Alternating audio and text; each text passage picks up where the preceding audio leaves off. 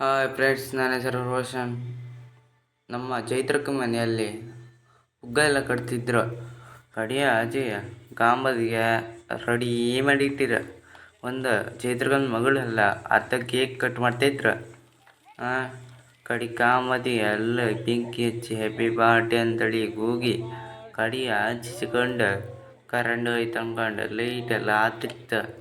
ಕಡಿಯ ಹಚ್ಚಿಕೊಂಡೆ ಇಲ್ಲೂ ಹಚ್ಕೊಂಡು ಈಚ್ಕೊಂಡು ಕೇಕ್ ಇದ್ದಿತ್ತು.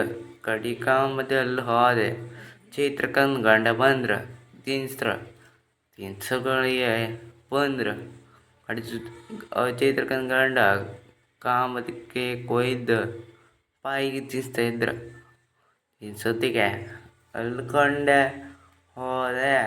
ಕಡಿಯಲ್ಲಿ ಪಡಿಸಿ ತಿಂದ್ರುಗಳೇ ಕಡಿ ಅವ್ರ ಸಾಲ ತಿನ್ನಿಸಿ ಪಡೆ ತೆಗಿತಿದ್ರು. ತೆಗೊತ್ತಿಗೆ ಅಲ್ಲಿ ಕಾಂಬಂಗೆ ಅಲ್ಲಿ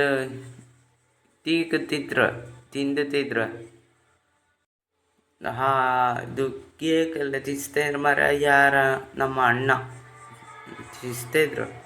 ಕಡಿ ಕಾಮದಿ ಎಲ್ಲ ದೊಡ್ಡ ಅಣ್ಣ ಯಾರಂತ ಗೊತ್ತಿಲ್ಲ. ಕಡಿ ಈಚೆ ಕಾಮದಿಗೆ ಮಾಮ ಅಕ್ಕ ಎಲ್ಲ ಬಂದಿದೆ, ಗಿಫ್ಟ್ ಕೊಟ್ರ.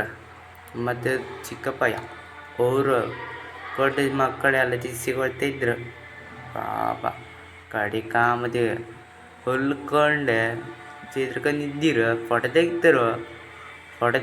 ಕಡಿ ಕಾಮದಿಗೆಲ್ಲ ಹೋದೆ ಸಾಲಂಗೆ ನಿದ್ದಿರು ಅಕ್ಕನವರೆಲ್ಲ. ಕಡಿ ಕಾಮದಿ ಹೊಲ್ಕೊಂಡೆ ಸಂದೇಶಣ್ಣ ಸ್ಪ್ರೇ ಎಲ್ಲ ಮಂಡಿಗೆ ಹಾಕ್ತಿದ್ರು.